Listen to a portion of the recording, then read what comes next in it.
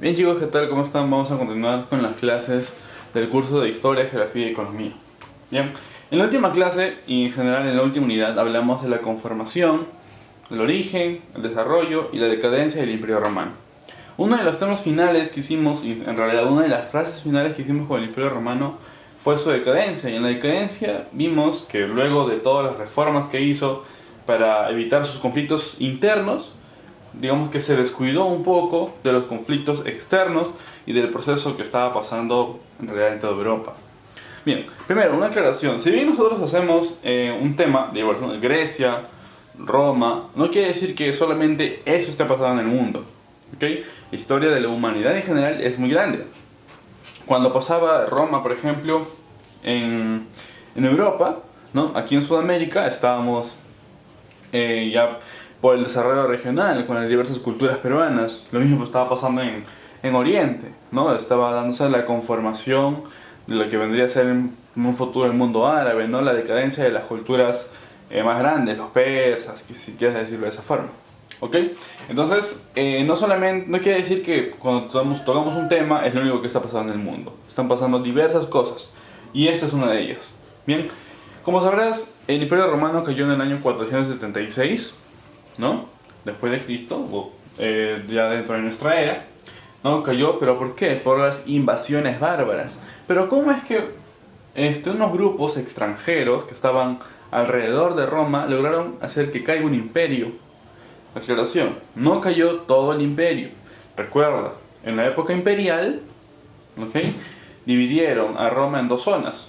Una zona occidental, el Imperio de Occidente, y una zona oriental, el Imperio de Oriente. Lo que cayó en el 476 fue el Imperio de Occidente. Y con esta caída se dio también la culminación del periodo esclavista. Y estábamos empezando un periodo nuevo que se va a llamar el feudalismo. Bien, pero la historia no es así. La historia no es que termina un periodo y empieza otro de manera exacta y de manera continua, al toque. Bien, no. Sino siempre hay periodos de transición, periodos originarios, los antecedentes, como le llamamos nosotros. Bien, entonces vamos a hablar acerca de los imperios bárbaros, de las invasiones bárbaras, perdón. Vamos, las invasiones bárbaras son invasiones de pueblos que vivían a las afueras del Imperio Romano. ¿Ok? Son invasiones desde afuera hacia adentro. Retomamos un poco de los griegos. Los griegos decían, ¿no?, que el ser humano debería ser una persona, es un animal, ¿sí?, un animal racional y político. ¿Y por qué político?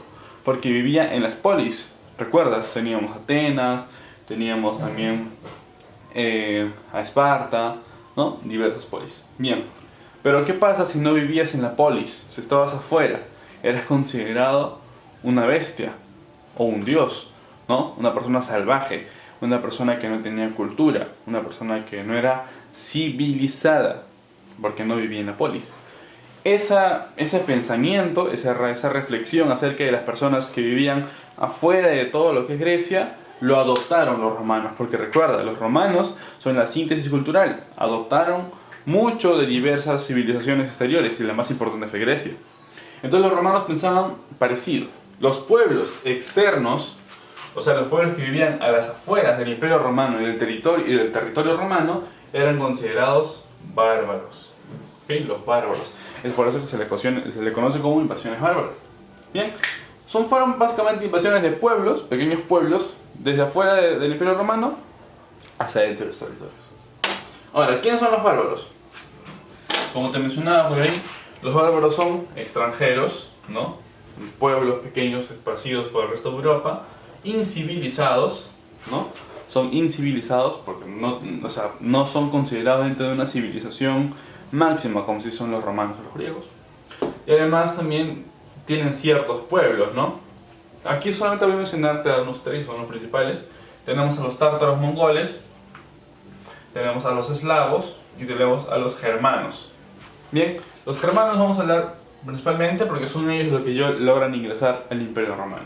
Bien, ahora, ¿cuáles fueron las causas de ese tipo de invasiones, de ese tipo de migraciones bárbaras? Principalmente fue la búsqueda de tierras fértiles.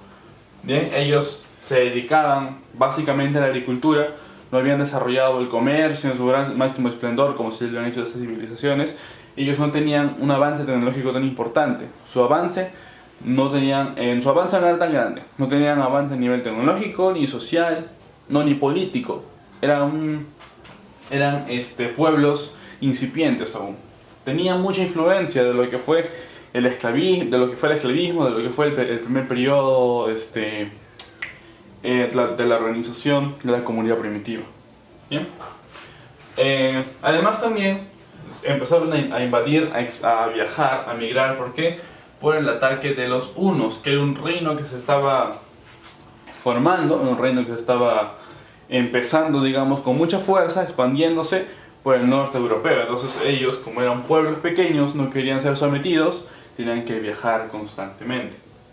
Bien, ahora, en este viaje, en este grupo de, digamos, incursión, ¿no? En este tipo de invasión, ellos tenían dos formas de entrar a un país, ¿no? Ellos si bien se caracterizaban por ser fuertes, ¿no? Por usar siempre esta fuerza bruta, por usar siempre el aspecto de la guerra, pero no, su aspecto de invasión no solamente era la guerra. Vamos a hablar, a ver, formas de incursión, o sea, cómo es que ellos se metían en un país, cómo es que ellos incursionaban en un país. Tenían principalmente dos formas. La forma pacífica, es decir, ellos prestaban su fuerza de trabajo, ¿no? Para la agricultura. Es decir, ellos se metían en un país como ejerciendo trabajo agrícola. Digamos, ¿no? Para un patricio que tiene grandes tierras, ellos podrían trabajar ahí. Pero recuerda, cuando ellos entran, no solamente entran ellos, sino también entran, ¿qué cosa? Sus costumbres, su manera de vivir, su lenguaje, etcétera, etcétera. ¿Bien? Trabajo agrícola. O también a través de tropas en fronteras, digamos, una especie de intimidación. Esta es la frontera romana, ¿no? Ellos ponían sus tropas, digamos, por aquí, por aquí, por aquí. No molestaban a nadie, pero merodeaban por las fronteras romanas, ¿no? Y podían invadir también, una especie de intimidación. Esa es la forma pacífica, ojo, sin guerra. Luego tenemos la forma violenta, que ya era netamente con ataques militares. ¿Bien? Ataques militares. Pero ellos, para atacar militarmente, no iban a atacar, por ejemplo, los romanos cuando estaban en su máximo esplendor, en su época de auge. No podían hacer eso, sino ya en la época cuando ellos están en decadencia, ¿no? Que vendría a ser la época dominada. Bien, ahora vamos a hablar acerca de los germanos, como te mencionaba por aquí, ¿no? Los germanos. Un poco de sus características hasta cierta parte, y luego vamos con otro video. Bien, los germanos, primero, características generales. Su economía. Su economía se basaba básicamente en la agricultura, en la producción agrícola. Los romanos también, pero en la época monarcal, a los inicios de la república. Posteriormente ellos van a ir cambiando y se van a adaptar a lo que es el comercio, ¿no? Que ya habían muchas civilizaciones que habían desarrollado. Sin embargo, los germánicos, estos pueblos bárbaros, todavía no. Seguían desarrollando la agricultura. ¿Sí? Además, también su agricultura no era una agricultura muy avanzada, como si fuera agricultura romana, digamos. Su agricultura fue poco desarrollada. No utilizaban todavía lo que es el arado a un nivel, a una escala grande. No utilizaban mucho la mano, la fuerza laboral directa del hombre. No utilizaban muchas herramientas, digamos, ¿no? Su producción agrícola era poco desarrollada, no era tan avanzada como otras civilizaciones. Bien, vamos a dejar hasta ahí esta parte y vamos con la otra parte.